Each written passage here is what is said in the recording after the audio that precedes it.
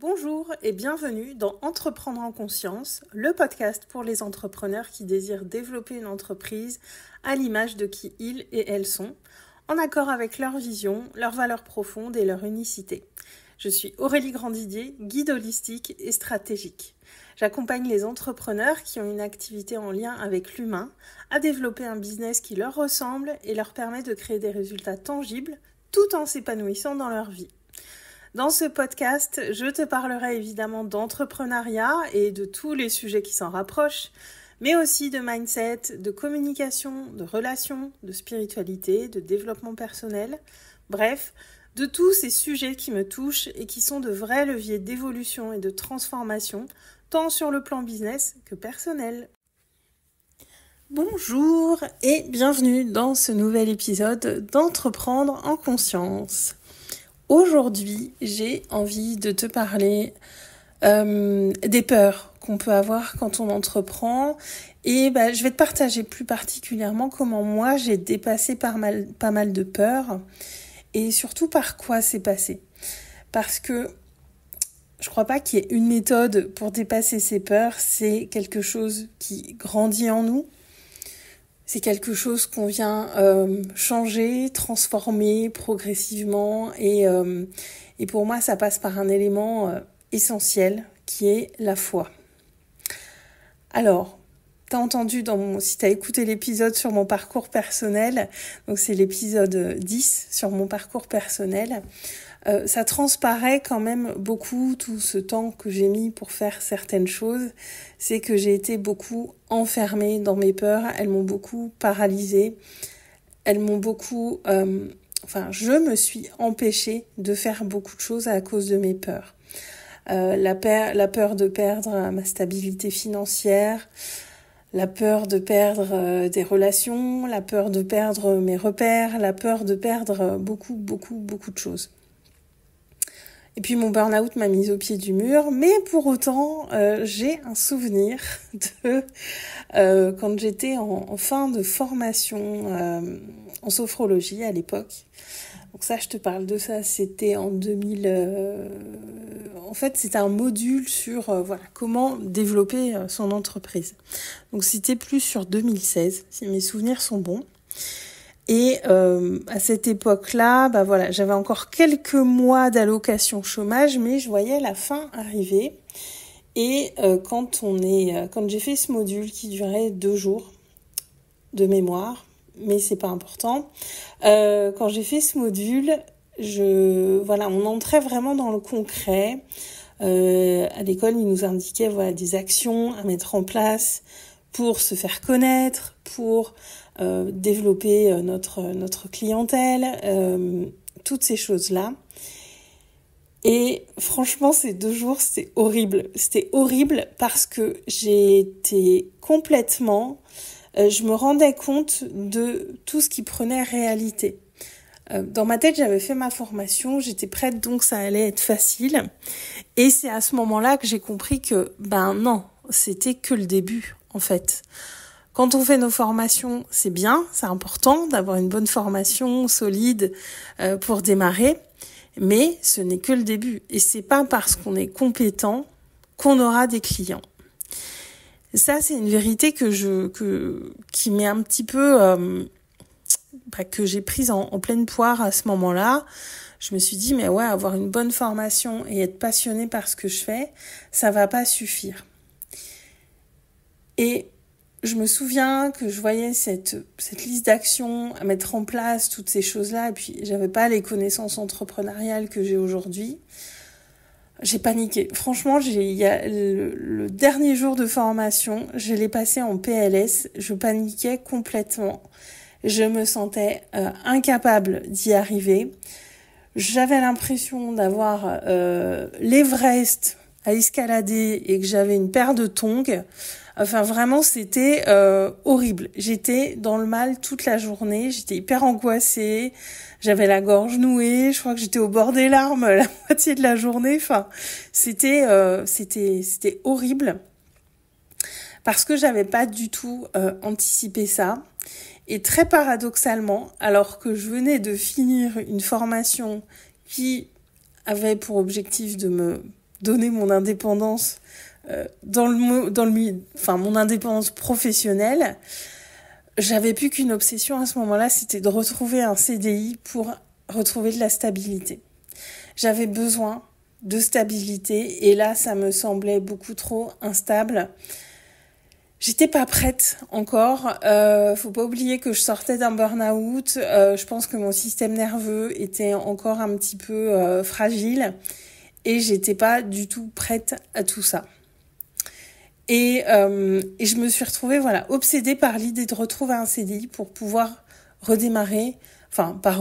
pour pouvoir démarrer mon activité sereinement.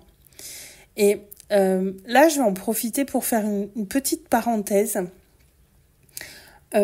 On voit un peu moins ce discours, mais moi, quand j'ai commencé sur les réseaux sociaux, on voyait pas mal ce discours-là en ligne, que il fallait se consacrer pleinement à son business pour y arriver, que il fallait mettre toute son énergie dedans, etc., etc.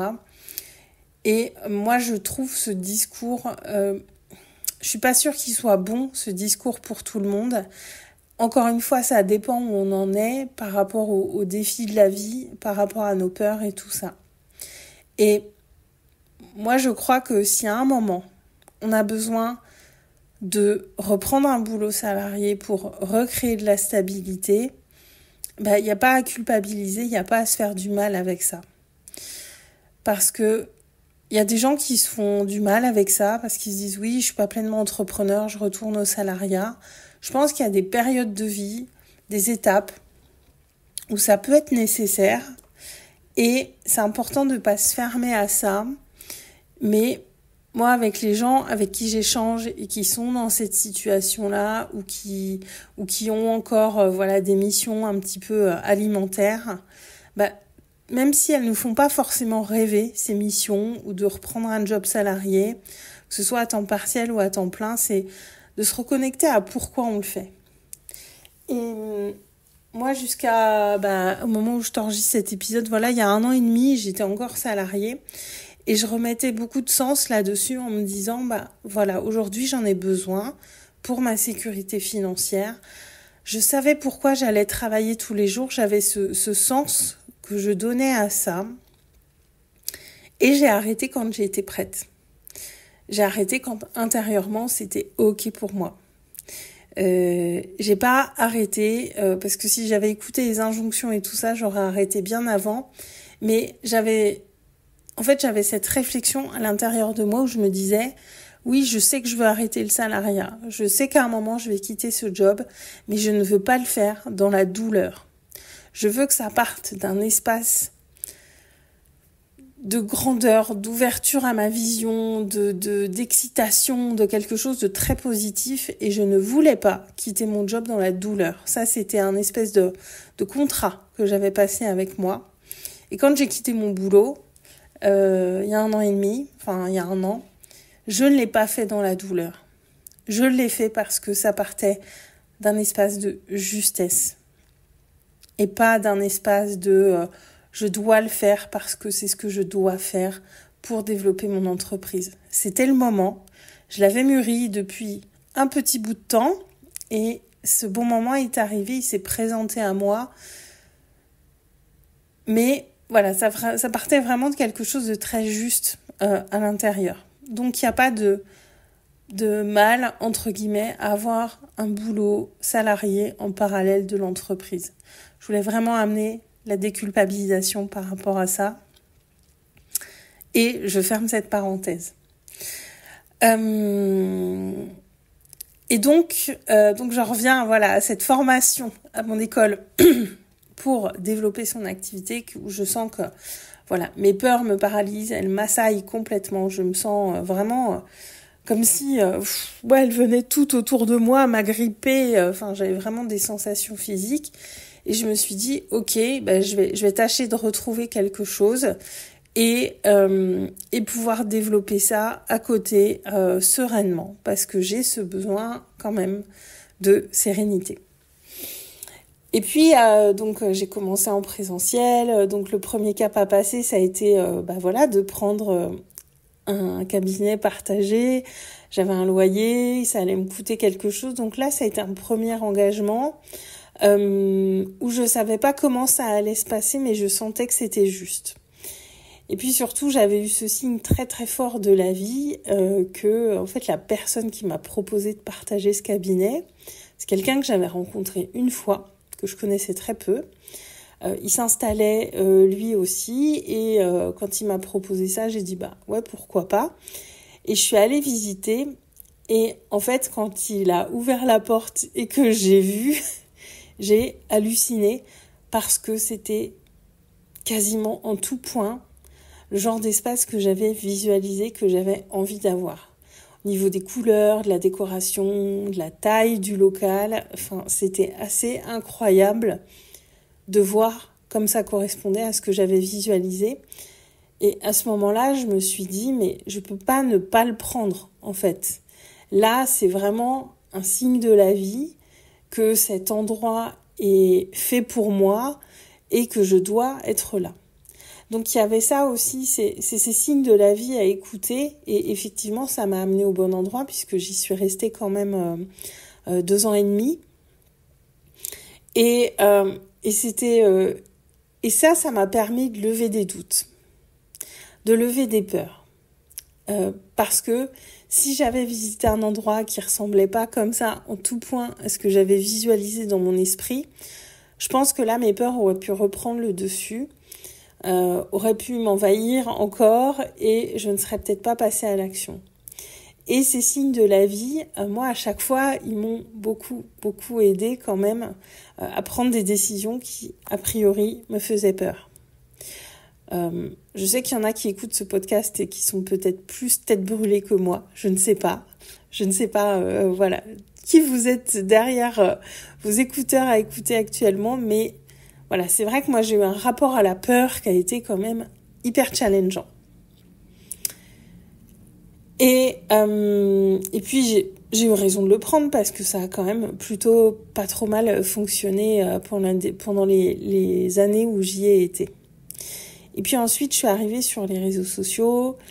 J'ai compris que là il fallait vraiment que je me forme à vendre mes services, à utiliser les réseaux déjà. Voilà, toutes ces choses que je connaissais pas finalement parce que j'avais l'avantage avant ça d'avoir un cabinet qui avait pignon sur rue. C'est les gens du quartier qui venaient et on va pas se mentir, j'avais pas besoin de faire un énorme effort de communication pour avoir des clients. Même si j'en avais pas beaucoup, j'avais des clients régulièrement, assez facilement. Et arrivé sur les réseaux, là je me suis dit va falloir se différencier, se démarquer. Et là, ça va être une autre histoire, ça va peut-être être moins facile. Et ça, je l'ai compris quand même assez vite. Mon premier investissement dans un coaching, je l'ai fait, j'avais les finances et je l'ai fait avec une personne que j'aime encore beaucoup aujourd'hui. Je suis encore dans un de ces espaces aujourd'hui. En revanche, quand j'ai pris ce coaching, je suis pas sûre que ça partait du bon espace. En fait, je me suis dit, voilà, je vais apprendre, je vais vendre, ça va se développer, je vais amortir mon investissement facilement, ça va se faire. Mais ça partait d'un espace, on était encore quand même un petit peu dans un espace de peur où je m'étais mis une injonction, une pression de malade à avoir un retour sur investissement au bout des 3 mois de coaching. Et ça n'a pas fonctionné. C'est pas à ce moment-là que j'ai fait mes premières ventes. Par contre, c'est à ce moment-là que j'ai compris qu'il y avait réellement des mécanismes à comprendre et surtout que j'avais besoin, pas que je devais, mais que j'avais besoin de développer, de muscler cette foi que j'avais en moi, que j'avais en mon projet, que j'avais en ce que je voulais réaliser.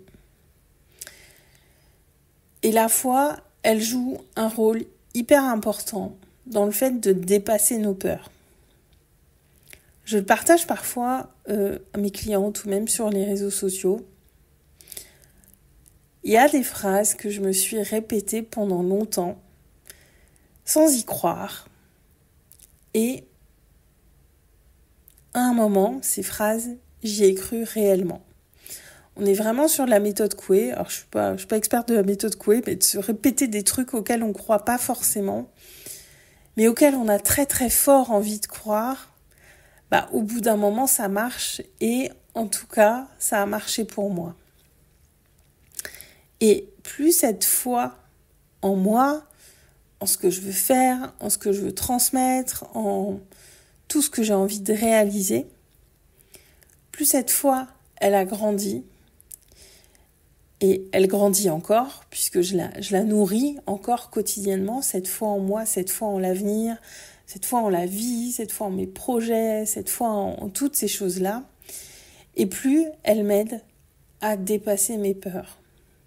Et surtout, elle m'aide à me mettre à l'écoute de mes peurs. Les peurs qui surgissent, elles viennent nous dire quelque chose. Et faut pas oublier que nos peurs, elles sont là aussi pour nous protéger. Nos peurs, elles viennent nous dire, attention quand même, on vit dans le monde réel,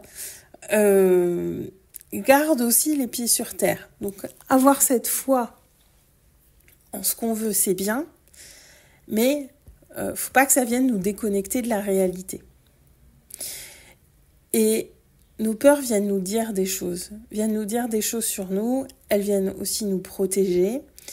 Et je pense pas que ce soit une bonne chose de chercher à les repousser systématiquement. Toute chose qu'on va chercher à repousser va venir s'exprimer par compulsion. Et je me rappelle une fois, alors je ne sais plus qui c'est qui m'avait dit ça, c'était une thérapeute. On avait pas mal parlé de ce sujet des peurs et j'avais bien aimé ce conseil qu'elle m'avait donné et que je vais te redonner ici parce que moi, il m'a beaucoup aidé. Elle me disait, imaginez que vos peurs, vous les mettez dans une boîte chez vous, une boîte, réelle ou imaginaire, et que vos peurs sont dans cette boîte. Mais cette boîte, faut qu'elle soit ajourée, qu'il y ait des petits trous dedans pour que les peurs, elles puissent vivre, elles puissent respirer et pas enfermer vos peurs dedans. Comme ça, elle dit vous êtes au contact de vos peurs, mais en même temps elles sont dans ces boîtes, on les met un petit peu à distance, on prend du recul par rapport aux peurs et on vient les écouter quand on en a besoin, mais du coup elles vont pas chercher à s'échapper de la boîte et à venir se recoller sur nous. Alors c'est très imagé ce que je vous donne comme langage là, mais c'est vraiment... moi quand je parle de mes peurs, j'imagine vraiment des trucs qui viennent se coller sur moi physiquement. C'est vraiment ce qui me vient. Tandis que dans cette boîte, elles ont pas envie de revenir se coller sur moi puisqu'elles ont de l'espace pour vivre, pour respirer. Et moi je me mets à leur écoute plus facilement. Parce que nos peurs ne sont pas forcément à repousser. On n'a pas à braver toutes nos peurs à tout prix. Elles viennent nous dire des choses et je pense que la peur, on sent qu'on est au bon endroit quand on la dépasse, quand elle vient vraiment se mélanger avec une forme d'excitation. Une forme de sensation où on sent qu'on s'élève, quand on est en train de passer un cap, d'aller vers quelque chose qui va être bon pour nous et on avance avec elle. Je crois pas qu'on puisse avancer contre nos peurs, ça va être contre-productif. Par contre, on avance avec elle. Et en faisant grandir cette foi qu'on va avoir en tout ce qu'on veut réaliser, ça va vraiment nous permettre d'avancer main dans la main avec nos peurs. On est des humains, on a tous peur de quelque chose, c'est notre cerveau primitif qui se met en place quand les peurs viennent. Les peurs viennent aussi nous mettre encore une fois en sécurité, elles ont leur rôle, elles sont importantes et l'idée c'est vraiment d'avancer main dans la main avec les peurs.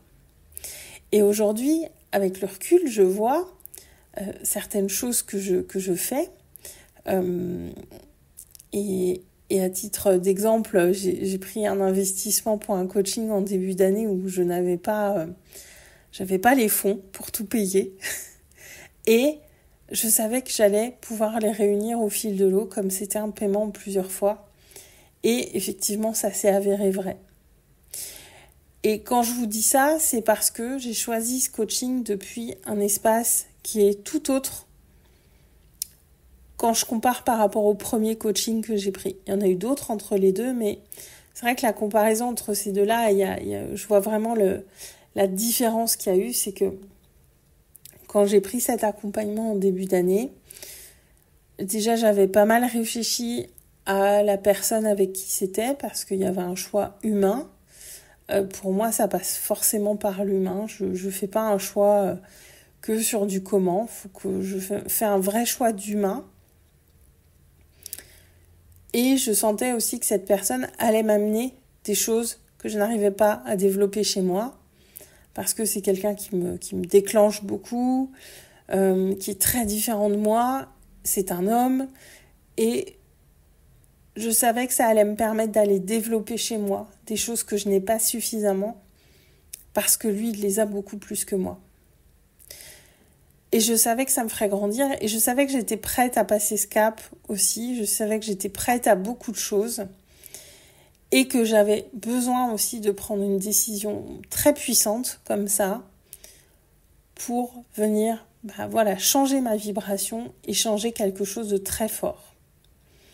Et ça a été très fort et effectivement ça a fonctionné, mais je suis pas du tout partie en me disant « Oh là là, faut que je l'amortisse et comment je fais si j'y arrive pas et tout. » Enfin, tout ça, ça a été laissé de côté et je me suis dit « Non, je sais que je peux le faire. J'ai besoin de quelqu'un pour m'emmener là.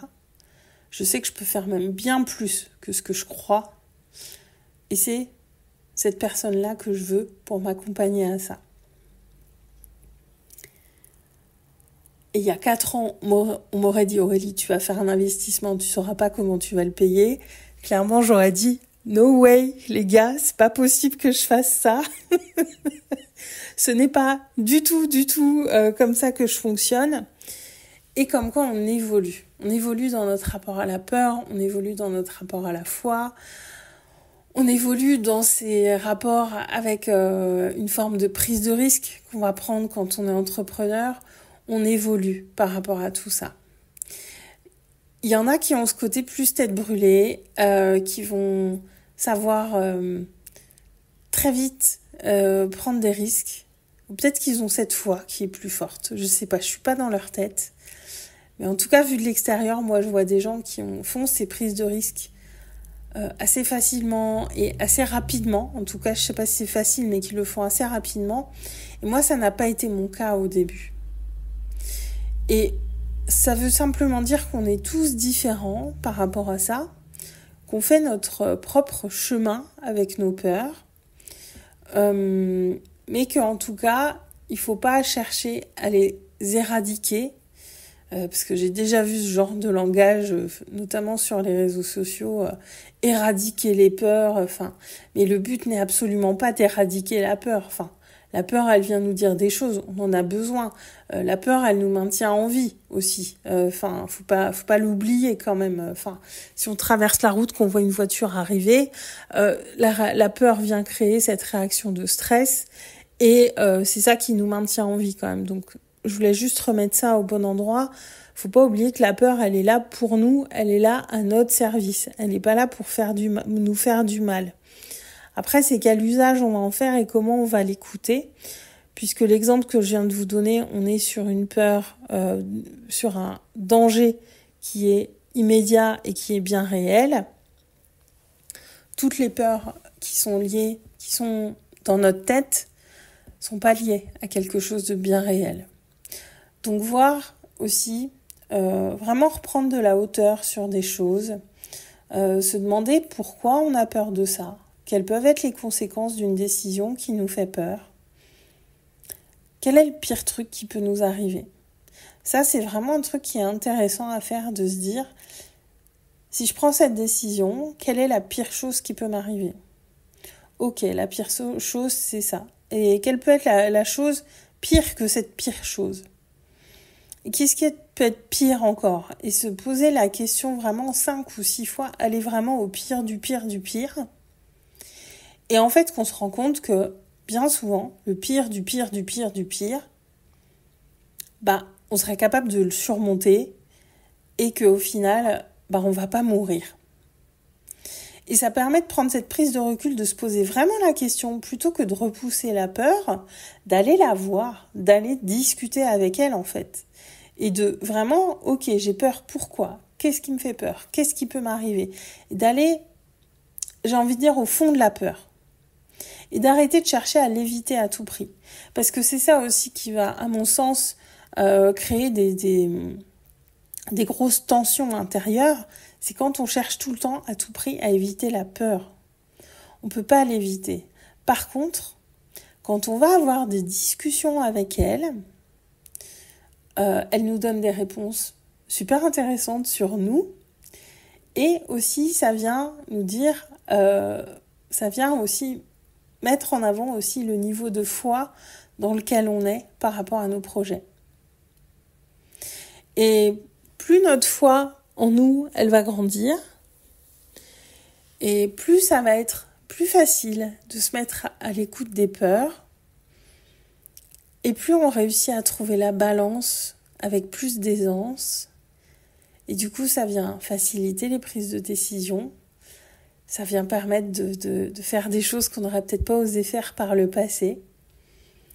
Et ça permet vraiment de se dépasser. En tout cas, moi, c'est comme ça que je l'ai vécu.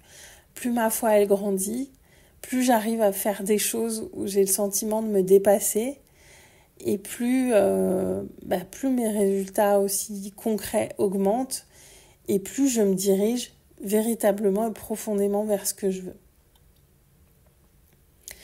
Mais on n'a pas tous le même rythme par rapport à ça. C'est pour ça que j'ai fait cet épisode, parce que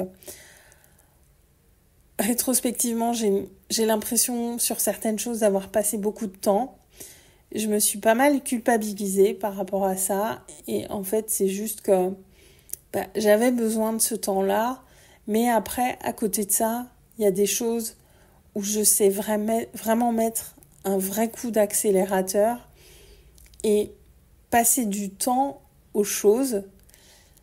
Ça veut pas dire être lent, parce qu'on m'a aussi dit que j'étais lente et je l'ai pas forcément bien vécu, parce que déjà c'est pas vrai, je suis pas lente, c'est juste que il y a des choses que j'ai besoin de maturer en moi. Par contre, dans mes passages à l'action, je suis très rapide, et aujourd'hui dans mes prises de décision, je suis de plus en plus rapide, parce que j'ai vraiment